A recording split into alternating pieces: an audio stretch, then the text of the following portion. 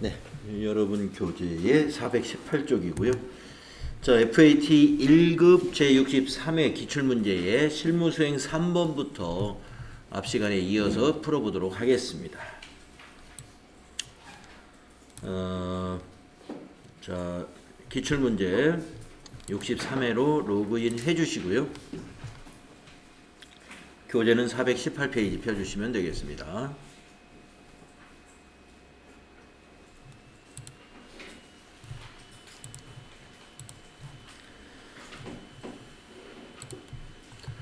자, 증빙은 영수증이고요. 자료 설명을 보면은 업무용 컴퓨터를 수리하고 대금을 현금으로 지급했습니다. 거래 자료를 입력하시오. 수익적 지출로 처리할 것 이랬어요. 자, 여러분들에게 여러 번 말씀드렸습니다만 수익적 지출이라는 것은 이 비품을 수리한 것을 비용 처리해라 이런 의미거든요. 그러면 우리가 컴퓨터를 수리하고 비용 처리할 때는 어떤 개정 과목이 적절할까요? 네, 수선비 처리하시면 되겠습니다.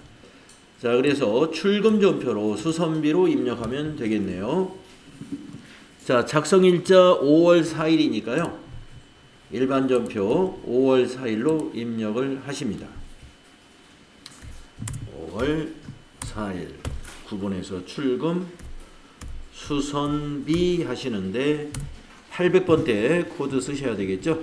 820번 수선비 거래처 적용 생략하셔도 되고요. 25,000원 이렇게 입력하시면 되겠습니다. 차변의 수선비 비용 발생, 대변의 현금 자산 감소인 거래가 되겠네요. 자, 다음 4번으로 넘어가 볼까요? 증빙에 의한 전표 입력인데요. 차량 취득세라는 세금이네요. 자료 설명을 보겠습니다.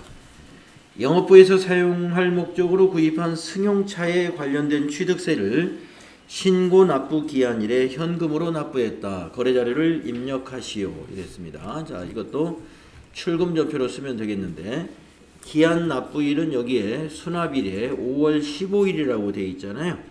자, 그러면 5월 15일 출금 전표로 요 금액을 입력하시면 되겠습니다. 자, 일반 전표 날짜를 15일로 바꾸시고요. 출금하시는데 자, 취득세는 여러분 개정 과목을 세금과 공과금으로 해야 되나요? 자산으로 해야 되나요? 자산으로 해야죠. 취득세는 취득과 관련된 세금이기 때문에 자산의 취득원가로 봅니다. 그러면은 개정 과목을 뭘로 하면 될까요? 네, 승용차니까 차량 운반구 하시면 되겠습니다. 208번 차량 운반구로 3172-400 이렇게 입력하시는 거죠. 취득세는 세금과 공과금이 아니다 하는 거 기억하십시오. 해당 자산의 취득원가로 본다. 그래서 이것은 승용차니까 차량 운반구라는 자산으로 봐야 된다. 이걸 아시면 되겠습니다. 자, 다음 5번으로 넘어가서요. 산재 보험료 증빙이 있고요. 자료 설명 보시면 영업사원에 대한 5월분 산재보험료를 납부기한일에 우리은행 보통예금 계좌에서 이체하여 납부했습니다. 네, 거래자료를 입력하시오. 보험료 계정으로 처리할 것. 네, 보험료로 처리하라고 딱 알려줬습니다. 그럼 뭐 간단하죠. 보험료 차변의 비용이고요. 대변은 보통예금 자산감소 이렇게 입력하면 되는 것이죠. 네, 영업사원 거니까 보험료는 800번대 판매관리비로 꼭 잘 지정하시면 되겠습니다. 자, 납부기한일은 여기 있습니다. 납부기한이 6월 30일까지니까 전표를 6월 30일로 입력을 해야 된다. 자, 일반 전표에 입력합니다. 6월 30일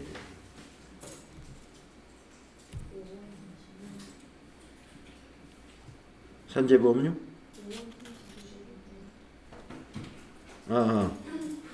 납부 기한 후. 예, 제가 날짜 잘못 봤습니다. 네, 납부 기한일은 5월 31일이네요. 5월 31일.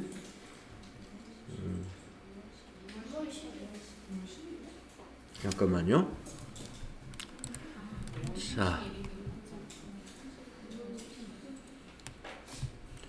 납부 기한이 6월 10일이네요.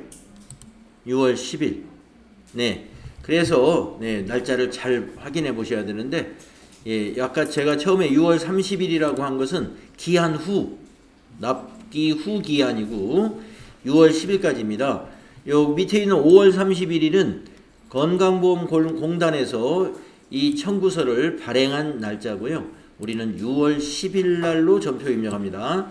납부 기한일에 계좌이체했으니까요. 자, 6월 10일로 입력해야 됩니다. 일반 전표 6월 10일. 차변의 보험료조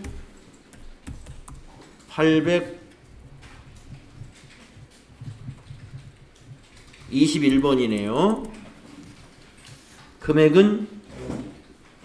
금액도 잘 구분하세요. 2546 600원입니다. 납기 후 금액을 입력하면 안 됩니다. 납부할 보험료인 254600으로 해야 돼요. 금액도 잘 확인하시고. 대변의 103번 보통예금이 되겠고요. 우리은행으로 코드를 입력하시면 되겠습니다. 우리은행 보통 254600. 자, 이 문제에도 함정이 있네요. 그렇죠? 전표 입력하는 날짜를 여러분이 약간 헷갈릴 수가 있어요. 5월 30일로 하는 사람도 있을 수 있겠고, 저처럼 처음에 날짜를 잘못 봐가지고 납기 후 기한이라는 날짜로 6월 30일로 입력한 사람이 있겠고, 예, 제대로 하신 분은 6월 10일로 해야 되고요. 또 하나는 금액도 납기 후 금액이 밑에 있기 때문에 여러분이 잘못하면 납기 후 금액을 거기다 입력을 할 수도 있겠는데요. 예, 납기 후 금액은 가산세가 포함된 것이기 때문에 기한일에 납부했으므로 납부할 보험료를 입력을 해야 되겠습니다. 네, 증빙을 잘 보실 수 있어야 되겠습니다. 그래서 이 문제에서는 이 금액을 입력해야 되고 날짜는 이 날짜로 해야 된다. 네, 산재보험료 보험료로 처리하라. 이런 문제 우리가 지금 그 앞에서 3일 패션 할 때도 보험료로 우리가 연습을 했었습니다. 자, 다음은 이제 부가가치세 문제 63회에서 어떻게 출제했는지 보도록 하겠습니다. 자, 첫 번째 문제는 항상 이렇습니다. 과세 매출 자료를 전자세금계산서 발행하도록 문제를 내고 있습니다. 자, 거래명세서가 주어졌고요. 작성일자는 거래일자는 7월 10일로 되어 있고요. 자료 설명을 보겠습니다. 상품을 공급하고 전자세금계산서를 발급 및 전송하였다. 상품 매출 대금 중 100만원은 현금으로 받고 잔액은 다음 달 말일에 받기로 했다. 혼합으로 분개하셔야 되겠네요. 1번 거래명세서에 의해 매입 매출 자료를 입력하시오. 2번 전자세금계산서 발행 및 내역관리를 통하여 발급 및 전송하시오. 네. 자, 7월 10일 매입 매출 전표로 입력하면 되겠네요. 자, 매입 매출 전표 다 같이 실행하시고 날짜는 7월 10일로 입력하시고요. 11번 과세 매출 유형으로 입력하고 품명은 에스프레소.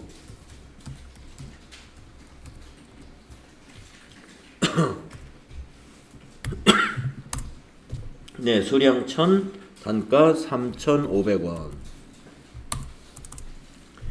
거래처는 공급받는 자, 프렌드 카피. 전자세금란은 비워둬야죠. 우리가 발행할 때는 비워둡니다. 분개는 혼합이죠. 자, 혼합 분개하게 되면 대변의 부가세 예수금 매출세이니까 맞고, 대변의 상품 매출, 네, 상품 팔았으니까 수익 발생 맞습니다. 자, 자, 세 번째 줄로 내려와서 100만 원은 현금으로 받았으므로 3번 차변에 101번 100만 원 입력하시고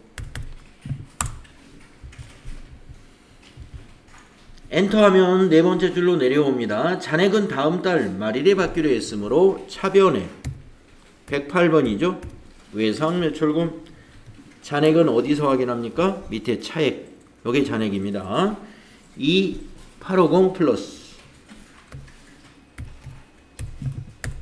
탭키 누르셔가지고 거래처 수정할 것은 없는지 차변과 대변의 합계는 일치하는지 이런 것을 확인하시고 다음 작업으로 넘어가야 된다. 네, 고칠 것 없죠? 네, 고칠 것 없으면 이제 다음 수행 2번을 해야 됩니다. 전자세금계산서 발행 및 내역 관리가 여기에 있습니다. 클릭하시고 7월 10일 거를 기간으로 입력합니다. 기간에다 7월 10일부터 7월 10일이라고 입력하시면 돼요. 엔터 3번 치시면 나옵니다. 체크박스 먼저 체크하시고 저 상단에 있는 전자발행을 누르죠. 로그인 창에서 확인 단추 누르죠. 세금계산서 그림이 나타납니다. 그러면 밑에서 발행을 누르죠. 안내가 나오면 확인 눌러주시면 되고요. 다시 위에 있는 아카데미 전자세금계산서 탭을 클릭합니다. 홈페이지가 나타나면 로그인 단추를 누르죠.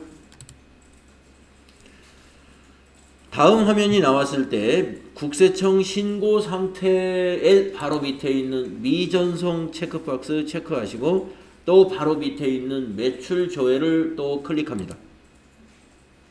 그러면 조금 전에 봤던 세금계산서가 다시 나타나게 되고요. 발행 단추를 눌러서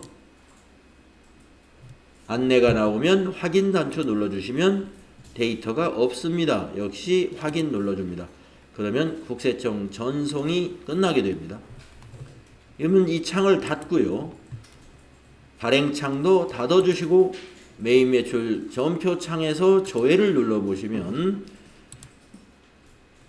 분계 혼합으로 했던 그 왼쪽에 비워두었던 전자세금 난이 전자 발행으로 채워진다.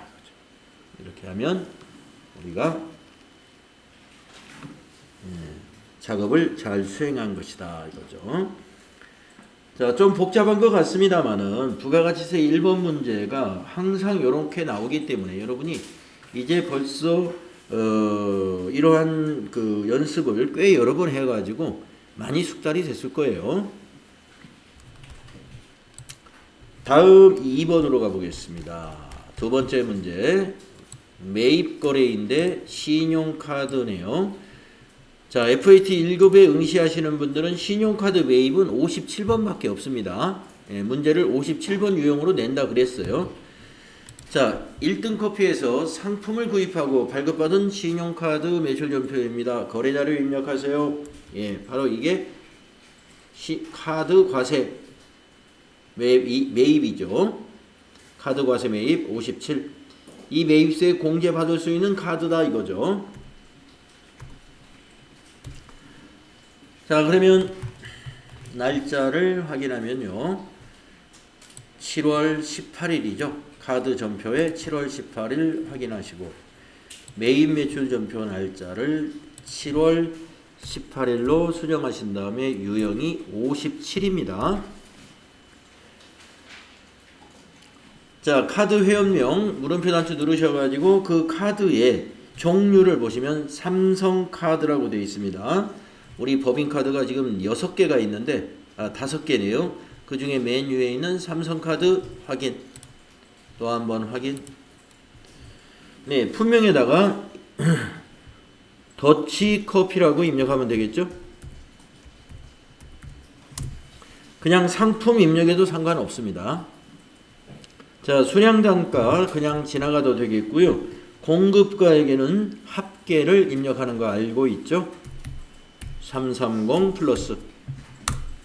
그래야 공급가액이 30만원이 나타납니다. 거래처는 어디가 될까요? 네, 밑에 가맹점에도 보이고 자료 설명에도 보입니다. 거래처는 1등 커피가 거래처가 되는 거죠. 코드에다가 1등 해주셔야 되고요. 전자세금하고는 관계없는 신용카드니까 그냥 지나가야 됩니다.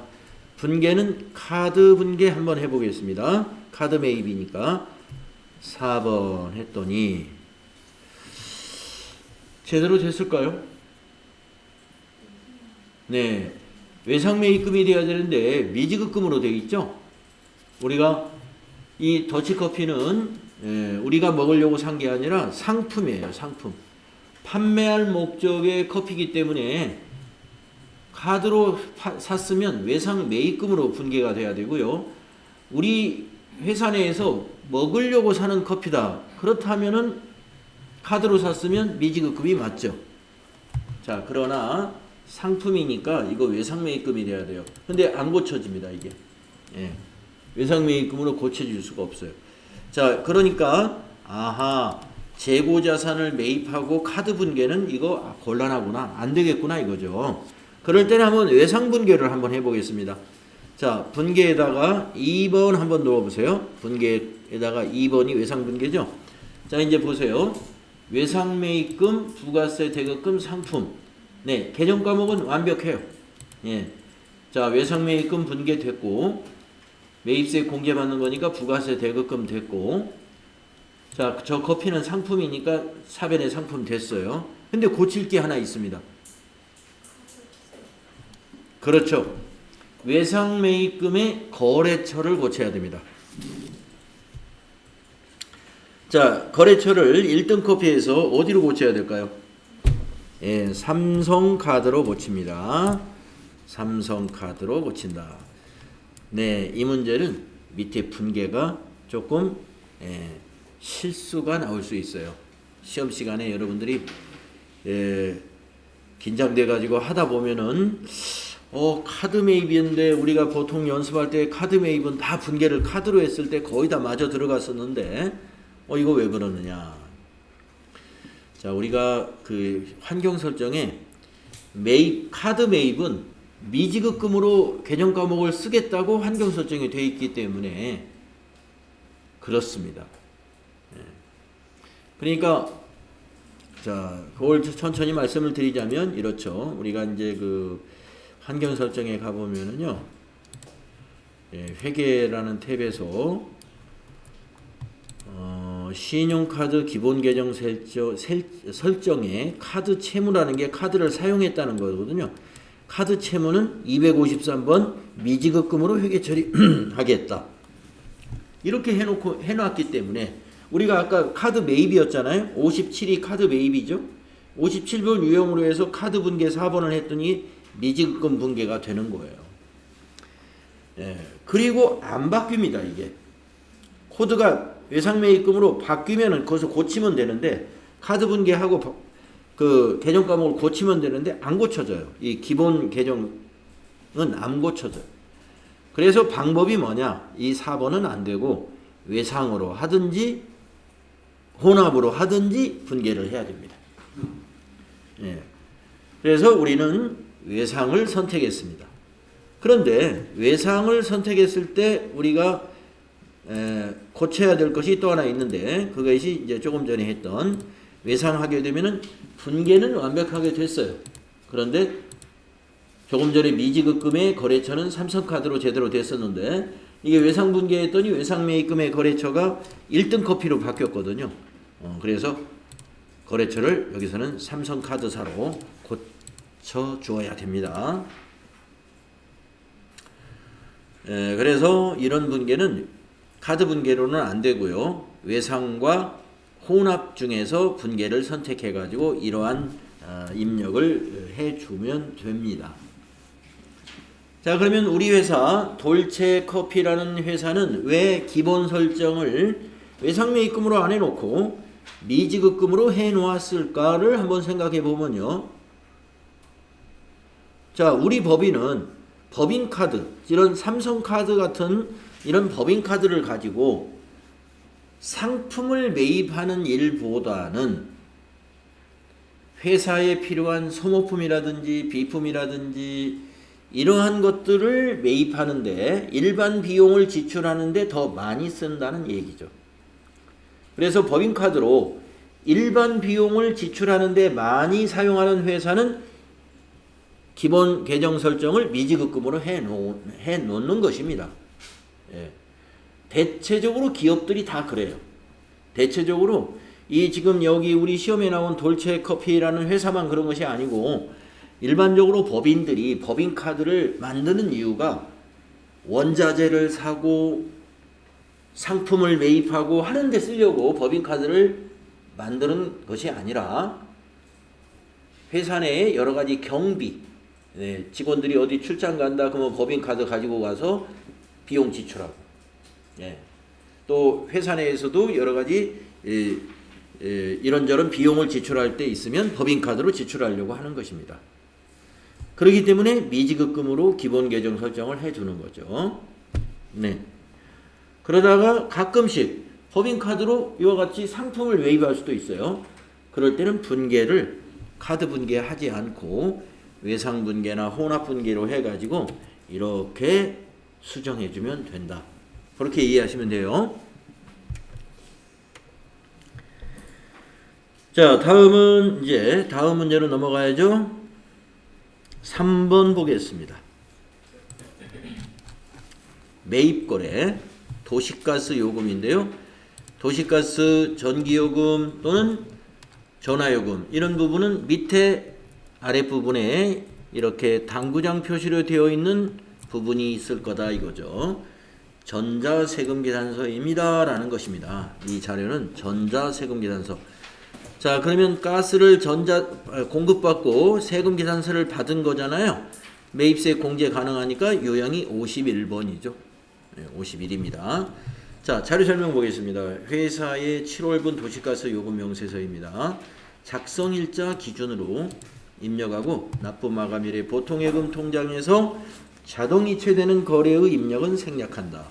매입 매출 자료를 입력하시오. 전자세금계산서 발급 및 전송 업무 생략하고 전자입력으로 입력할 것 이랬습니다. 그래서 유형이 51번이 돼야 된다. 이게 중요하죠. 자, 그러면 입력할까요? 자, 작성일자 기준으로 전표를 입력하면서 미지급금이라는 부채로 인식해라 이런 얘기입니다. 자, 거기에서 작성일자 한번 찾아볼까요? 8월 10일이죠. 8월 10일이라는 날짜 여기 작성일자 이거 찾으셔가지고 매입 매출 전표에 8월 10일로 입력하는 거예요. 매입 매출 전표 8월 10일이고요. 자, 세금계산서 매입세 공제 가능한 세금계산서는 50일이죠. 유형이 50일. 품명의 도시가스 공급가액에다가 254500 거래처는 한국 도시가스 주식회사. 전자세금계산서니까 1번. 분계는 작성일자 기준으로는 미지급금 분계를 해야 되니까 3번 혼합. 자, 차변에 부가세 대급금은 맞습니다만은 두 번째 상품을 바꿔줘야죠. 네, 도시가스는 계정 과목이 뭐였죠? 수도 광열비 815번 수도 광열비로 처리하시면 됩니다. 그리고 내려와서 대변에 아직 비용을 지출하지 않은 상태예요. 그래서 253번 미지급금으로 부채로 인식합니다. 미지급금 253 금액은 279950 밑에 보이는 요 전체 금액을 입력하면 돼요. 279950 그리고 탭키 누르셔가지고요. 거래처 수정할 것은 없는가, 또 차변과 대변의 금액은 일치하는가 이런 것을 확인하시면 됩니다. 네, 51번 유형 하나 또 했습니다. 그래서 57번 유형도 하나 있고 51번 유형도 하나 있고 11번 유형도 하나 있죠. 다음 4번 문제는 어떤 문제인가요? 매출입니다.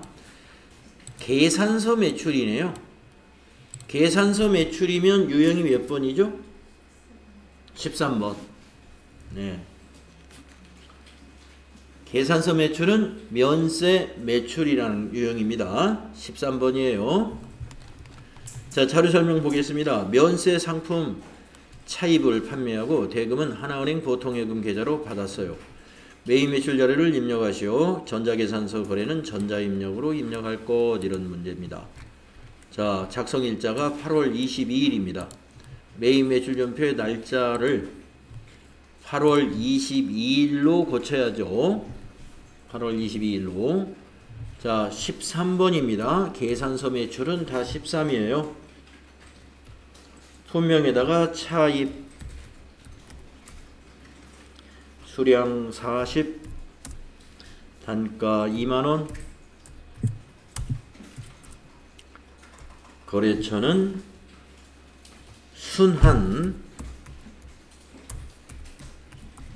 차 전자계산서이므로 1번 전자입력 보통예금으로 받았습니다 라고 되어 있으니까 분계는 뭐죠? 혼합 3번. 자, 차입은 상품이라고 그랬어요. 그러니까 대변의 상품 매출 그대로 쓰시면 되고요. 밑으로 내려와서 3번 차변의 103번이죠. 보통예금 103번입니다. 금액은 80만원. 탭키. 그래서 여기서 끝난 줄 알면 안 되죠. 네, 지금 우리가 뭘 해야 되죠? 네, 보통예금의 거래처 고쳐야 됩니다.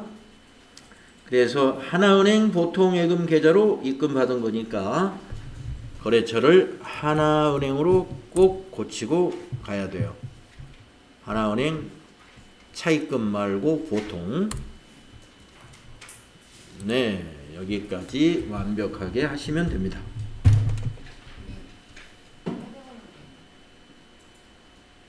금액을 잘못했네요. 예, 보통예금 80만원. 네. 밑에 차익이 나와 있으면 안 됩니다.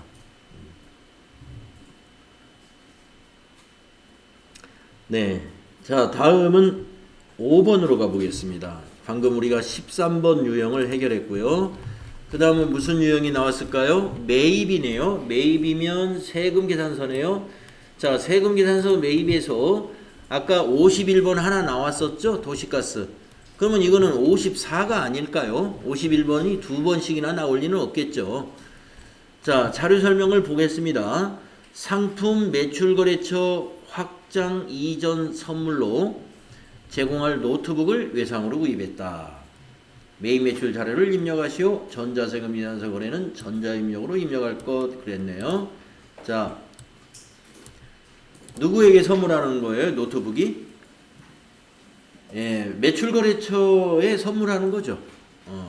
그래서 거래처에 선물하는 것을 우리가 접대비라고 한단 말입니다. 접대비 관련 매입세액은 공제받지 못한다라는 걸 여러분이 알고 있고, 증빙이 세금계산서다 할 때 54 유형으로 우리가 메인 매출 전표에 입력을 해야 되죠.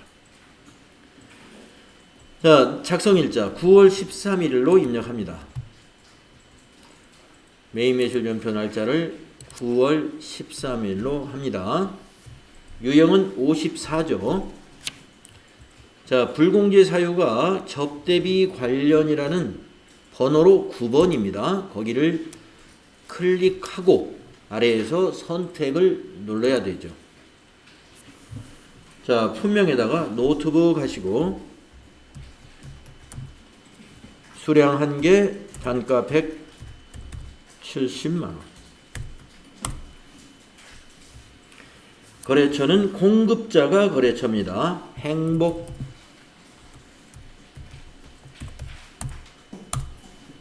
전자세금계산서이므로 전자세금란은 1번. 자, 분계를 여러분이 무엇으로 선택을 해야 될까요? 혼합입니다. 자, 외상이라 하더라도 이거 외상분기하면은 외상 매입금이 돼가지고 개정 과목이 안 바뀌어요. 예, 우리가 접대비를 외상 매입금으로 처리할 수는 없습니다. 따라서 혼합으로 해야 된다. 혼합으로. 그래서 우선 상품을 접대비로 바꿔줘야죠. 차변의 상품이 아니라 이거는 접대할 노트북이다 해서 접대비 813번. 그리고 내려와서 대변. 네, 자, 노트북을 외상으로 샀습니다. 그러면 대변이 뭘까요? 예, 미지급금으로 해야 됩니다. 예, 미지급금. 그래서 253 미지급금 187만원 이렇게 하시고 탭키 눌러가지고 거래처가 행복컴퓨터 네, 제대로 되어 있는가 확인하시면 돼요. 그리고 차변 대변 합계 잘 확인하셔가지고 뭐 동그라미 3개 안 친 게 있다든가 이런 거 있으면 안 되겠죠. 그래서 금액을 잘 확인하시면 됩니다. 자, 이렇게 골고루 나옵니다. 54도 나왔고요. 51도 나왔고 57도 나왔고요. 매입에서 이렇게 3가지 유형이 나왔었습니다. 그 다음에 매출에서는 11번도 나왔고요. 13번도 나왔죠. 다음은 이제 부가세 문제의 마지막 문제 6번을 보면은요. 부가가치세 신고서에 의한 회계처리 보통예금 거래내역 하나만 있고요. 자료 설명을 보면은 일기 부가가치세 확정신고와 관련된 부가가치세 환급세액이 국민은행 보통예금 계좌로 입금이 되었습니다. 6월 30일에 입력된 일반전표를 참고하여 환급세액에 대한 회계처리를 하시오. 거래처 코드도 입력할 것 이랬어요. 자, 우리가 앞에서 62회를 풀어볼 때는 부가가치세 6번 문제가 정리하는 문제가 나왔었죠. 정리하는 문제. 부가세 이수금, 부가세 대급금, 그 다음에 납부할 세액에 대해서 미지급세금. 그때 제가 여러분에게도 그때도 많이 말씀드렸고 또 그 전에도 말씀드렸습니다만은 자, 납부할 세액은 미지급세금이었어요. 근데 이번에는 우리가 일기 확정신고 때 미지급세금이 있었던 것이 아니라 세무서에서 받아야 될 돈이 있었다 이거예요. 매입세액이 더 많으면 돈을 환급받아야 됩니다. 자, 환급세액은 뭘로 처리한다고 우리 배웠죠? 예, 미수금. 그래서 이걸 기억하시면 돼요. 환급세액은 미수금이었다. 근데 여러분이 만약에 잊어버렸다. 그러면 이거 조회하면 돼요. 일반전표에 6월 30일자 여기 일반전표를 참고하라고 그랬으니까 조회하면 되는 겁니다. 그런데 나는 미수금이라는 거 확실히 알아. 그러면 조회를 안 해도 바로 이거 입력이 가능하죠. 차변의 미수금, 대변의 보통예금이에요. 자, 기억이 안 나더라. 그러면 6월 30일 전표 한번 조회해 보겠습니다. 일반 전표를 가셔가지고 6월 30일로 입력해 보면 미수금 서대문 세무서 38만원 잡혀 있는 거 보이실 거예요. 이것이 통장에 오늘 입금이 됐다. 자, 통장 거래 날짜 8월 23일 입력하면 됩니다. 자, 8월 23일 날짜 바꾸시고 차변의 차변의 103번 보통예금이죠. 차변의 보통예금 국민은행으로 입금이 됐습니다. 국민은행 보통 쭉쭉쭉 가가지고 38만원 엔터. 대변이 미수금이죠. 받았으니까 대변에 가야죠. 미수금도 자산이었는데 대변에 가서 이건 감소합니다. 미수금의 거래처 넣어야 됩니다. 세무 서대문 세무서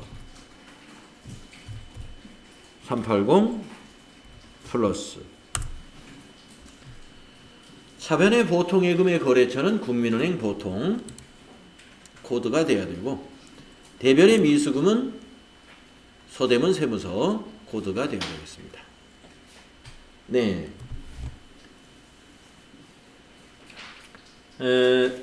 그래서 63의 부가가치세 문제까지 다 해봤는데 여러분이 이렇게 기출문제를 반복하다 보면 뭐 새로운 게 별로 없죠. 예. 유형이 계속 반복되고 있다는 겁니다. 예. 계속 반복되고 있습니다. 그래서 이 반복되는 것을 또 반복하는 이유는 여러분이 속도를 높이려고 하는 거예요.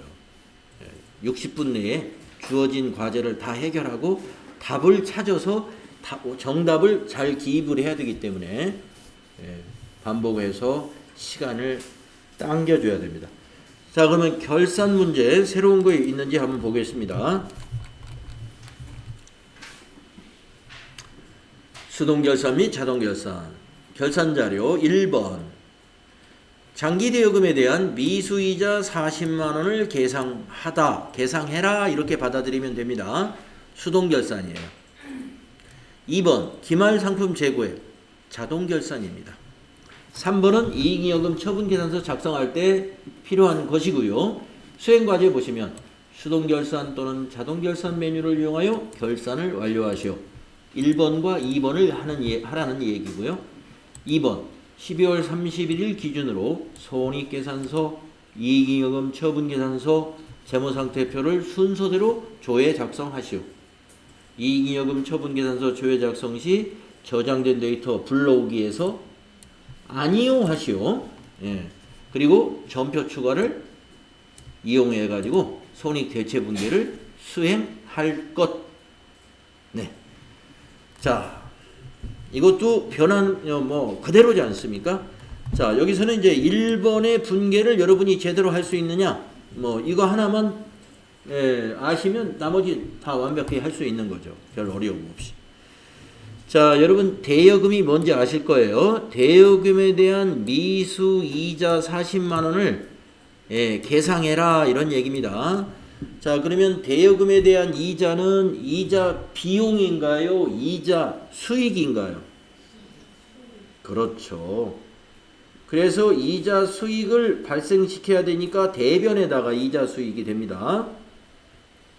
수익 발생은 대변이니까요. 자, 차변에 오는 건 여기 알려줬어요. 미수다 이거. 미수 이자라고 하지 말고 미수 검색해 보면 여러분이 찾을 수 있어요. 미수는 알겠는데 뒤에 잘 모르겠다. 미수 검색해 보면 그 뒤에 붙는 게 수익밖에 마땅한 게 없을 거예요. 그래서 차변은 미수수익이라는 자산 증가입니다. 미수수익 자산 증가. 자, 입력해 보세요. 자, 12월 31일로 입력하는 거 아시죠? 수동분계는 일반 전표에 12월 31일자로 입력하는 겁니다. 자, 차변에 미수로 한번 검색해 보세요. 미수가 미수 수익도 있고 미수금도 있고, 여러분이 아마 미수 수익과 미수금 중에서 뭘 선택하겠어요? 당연히 미수 수익 선택하겠죠. 차변이 미수 수익입니다. 금액은 40만 원.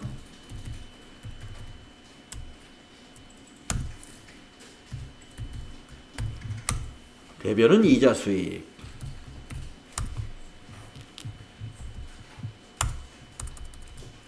$40만 원. 가끔 보면은요, 이자 수익과 이자 비용을 헷갈리시는 분이 있어요. 그래서 제가 여러분에게 아까도 지금 이 문제에서 미수 이자라고 하는 이 40만 원이 이자 비용입니까? 이자 수익입니까?를 물어볼 때 제가 앞에 있는 이거를 물어보잖아요. 장기 대여금이 뭔지 아시죠? 장기 대여금이라는 건 우리가 빌려준 돈입니다. 우리의 자산이에요. 그거로 인해서 발생한 것은 수익이죠. 이자 수익. 근데 앞부분이 만약에 장기 차입금이라고 했다. 여기를. 장기 차입금에 대한 이자 40만 원을 계상해라. 이렇게 설명이 들어갔어요. 차입금? 빌린 돈이죠. 빌린 돈에 대한 이자는 비용이잖아요. 그러니까 그때는 이자 비용을 정리하라 이 문제고. 지금은 이건 대여금이니까 대여금에 대한 이자는 우리가 받아야 될 이자잖아요. 그러면 이자 수익이죠. 그러니까 이자 수익을 정리해라 이런 문제가 되는 거죠.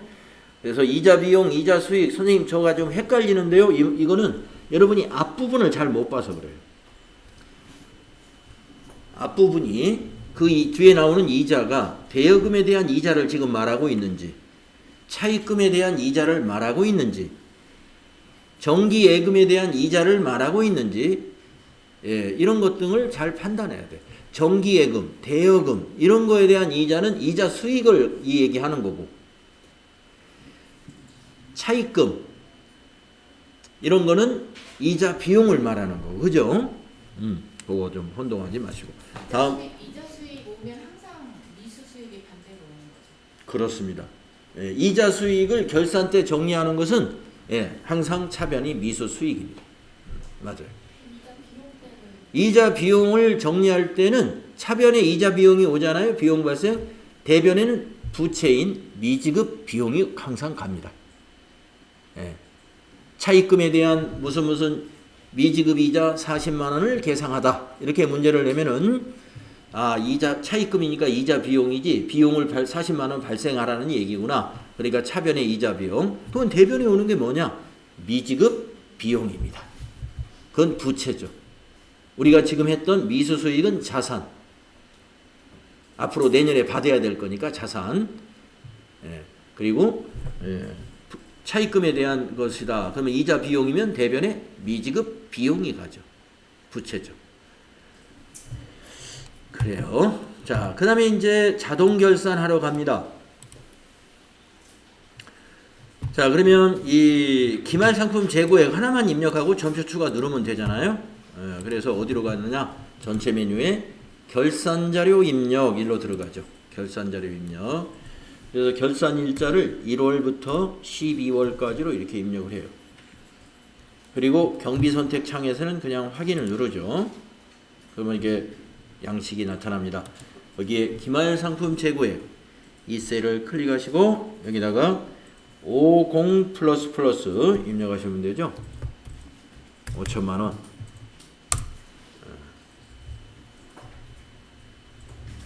그리고 엔터 친 다음에 상단에서 점표 추가. 추가하시겠습니까? 해서 예. 완료되었습니다. 안내해서 확인 하면 자동 결산까지 끝납니다. 그러니까 결산 문제는 할 때 수동 결산 문제를 먼저 하고 자동 결산해야 돼요. 순서가 그렇게 돼야 돼요. 거꾸로 하면 에러 납니다. 나중에 재무상태표 만들 때. 그래서 수동 결산 먼저, 그 다음에 자동 결산을 한다. 자, 이제 수행과제 2번을 하면 돼요.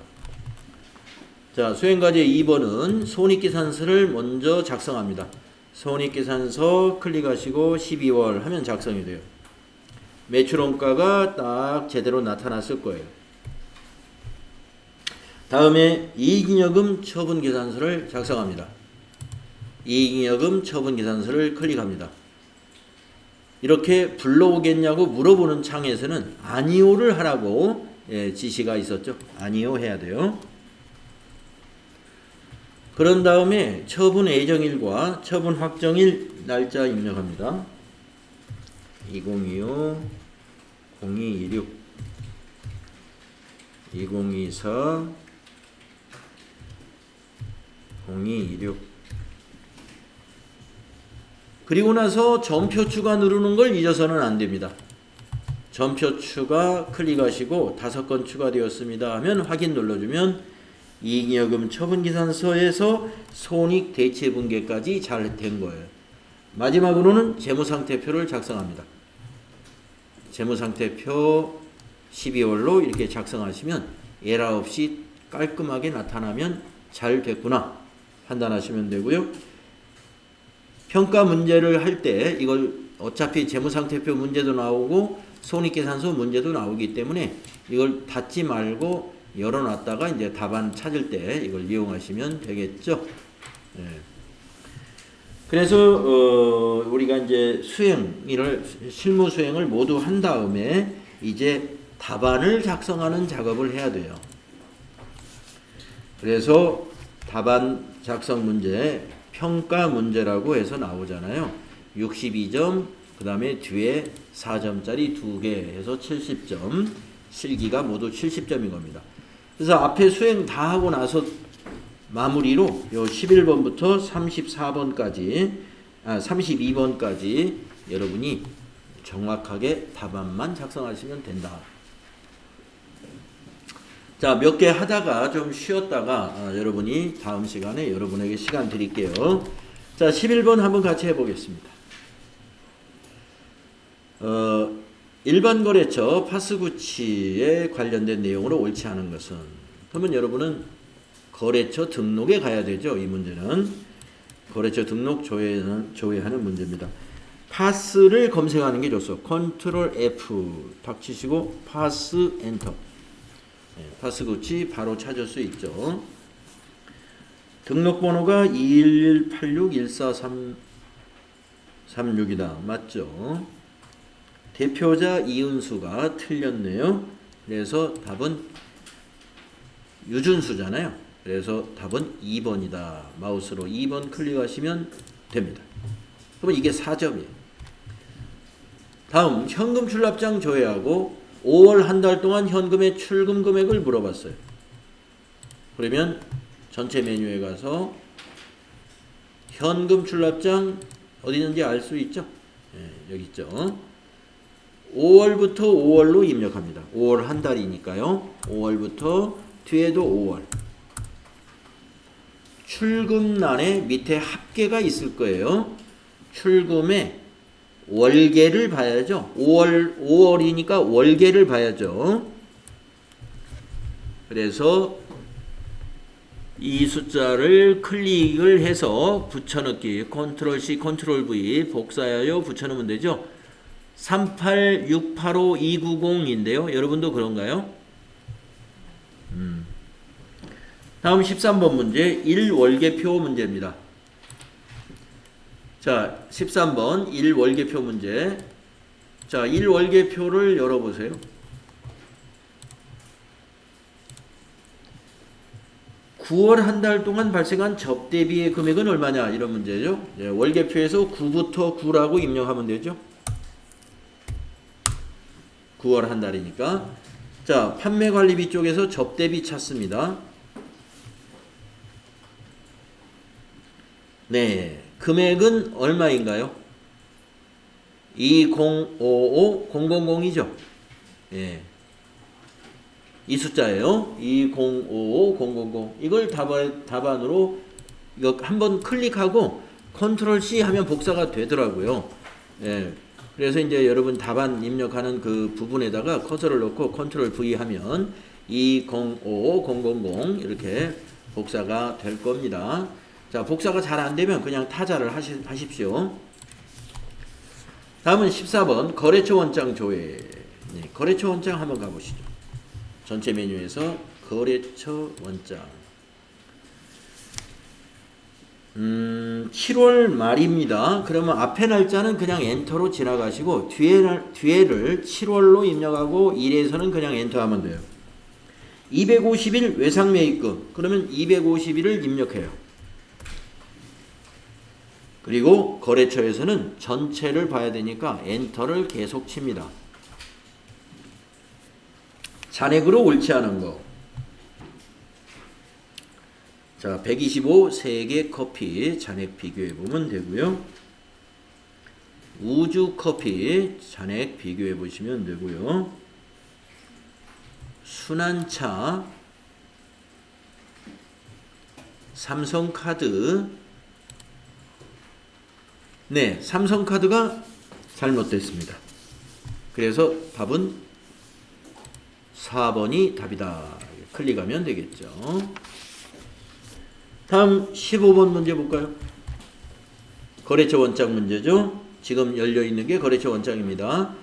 7월 말입니다. 외상매출금 잔액은 얼마인가? 프렌드커피. 자, 그러면 지금 열려있는 거래처 원장의 뒤에 날짜, 지금 7월 말로 이미 되어 있습니다. 프렌드커피만 찾으면 되겠네요. 네. 아, 외상매입금이군요. 자, 계정 과목만 바꾸면 되겠네요. 여기를 외상매출금 108번으로 바꾸시면 되죠. 108번 엔터 칩니다. 계속. 거기에서 이제 프렌드 커피 찾아보시면 됩니다. 프렌드 커피 중간쯤에 있죠. 잔액을 클릭하고 컨트롤 C, 컨트롤 V 하면 답안이 작성되겠죠. 835만 원 맞습니까? 다음 16번 거래처 원장입니다. 9월 말. 자, 뒤에 날짜만 9월로 고칩니다. 계정 과목은 253입니다. 자, 108번을 253으로 고쳐요. 거래처에서는 전부 봐야 되니까 엔터를 계속 칩니다. 자, 9월 말 미지급금 잔액이 가장 적은 거래처의 코드 번호. 자, 잔액을 보니까 27만 9,950원이 제일 적어요. 코드 번호는 여기니까 컨트롤 C, 컨트롤 V를 여기서 해야죠. 06005가 답이 되죠. 17번 재무상태표 조회. 자, 재무상태표 아까 우리 작성해 놓은 게 있었죠. 네. 그래서 이제 열려 있는 게 너무 많으면 이제 문제 끝난 것부터 닫아 나가면 되고요. 자, 재무상태표 12월 말이죠. 지금 작성한 게 12월입니다. 당좌자산 계정별 잔액이 옳지 않은 거. 자, 당좌자산 맨 위에 있습니다. 미수 수익 100만원. 1번이 틀렸죠? 예. 그래서 답은 1번이다. 그래서 미수 수익이 100만원인데 여기에는 보기에는 60만원이라고 했으니까 이게 옳지 않죠. 다음도 재무상태표 문제입니다. 단기차입금의 잔액은 얼마인가? 12월 말이죠, 지금. 네, 단기차입금은 유동부채에서 찾아야죠. 유동부채 단기차입금 2천만원을 복사해서 붙여놓으면 되겠습니다. 다음 재무상태표 유형자산의 잔액은 얼마인가? 자, 유형자산 여러분 아직 잘 볼 줄 모르시는 분 잘 보세요. 유형자산의 잔액, 예, 이걸 답으로 입력하면 됩니다. 유형자산의 잔액. 자, 그런데 유형자산을 물어봤으니까 그런데요. 만약에 유형자산 중에서 차량 운반구 하나만 한번 보고 여러분에게, 자, 이 차량 운반구 데이터를 볼 줄 알아야 됩니다. 차량 운반구의 잔액이 얼마입니까? 그러면 이 차량 운반구는 잔액을 이걸로 해야 돼요. 취득금액을 잔액이라고 해요. 차량 운반구라는 유형자산 내에서는. 그러면 감가상각 누계액은 그 밑에 있는 거죠. 차량 운반구에. 그러면 문제에서 만약에 차량 운반구에 장부 금액은 얼마입니까? 그러면 이게 장부 금액이에요.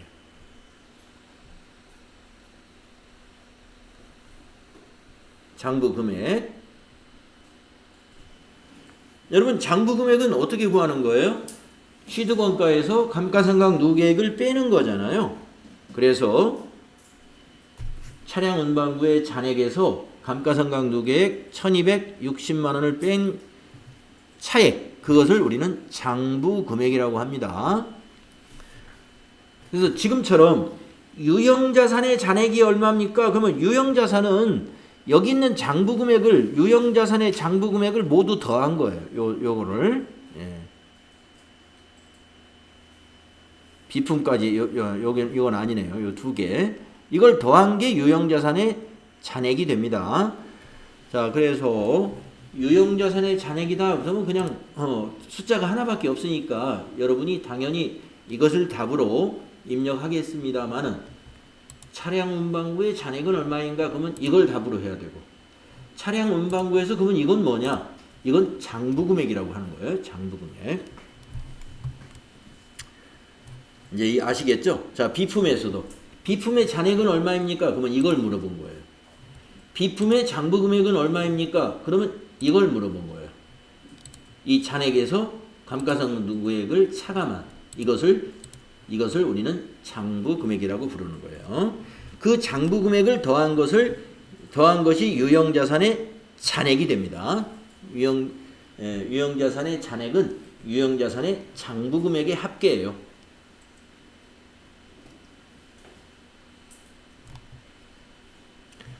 자, 무형자산은 왜 감가상각 누계액이 없는 거죠?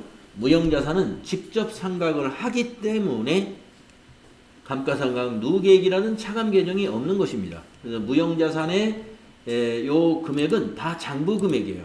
장부금액이면서 잔액. 근데 유형자산은 취득금액을 그대로 표시하고 있어요. 차감 계정을 따로 쓰기 때문에. 그래서 유형자산은 잔액을 취득금액을 잔액이라고 부르고 있고, 장부금액은 감가상각 누계액을 뺀 금액을 장부금액이라고 부른다. 네, 좀 이해해 주시기 바라고요. 가끔 그런 질문의 문제를 우리가 만날 수 있습니다. 자, 그래서 19번 문제는 유형자산의 잔액이라고 했으니까 금액이 하나밖에 없어서 여러분 그걸 답으로 입력하시면 되고요. 다음 20번. 2월 이익잉여금 잔액은 얼마인가? 네, 2월 이익잉여금 한번 찾아볼까요? 2월 이익잉여금, 미처분 이익잉여금을 말하는 거예요. 320, 658. 네, 답은 2번이죠. 320, 658, 260, 2번입니다. 자, 20번까지 여러분하고 같이 해봤고요. 좀 쉬었다가 다음 시간에 여러분은 21번부터 32번까지 각자 해보시는 걸로 하겠습니다.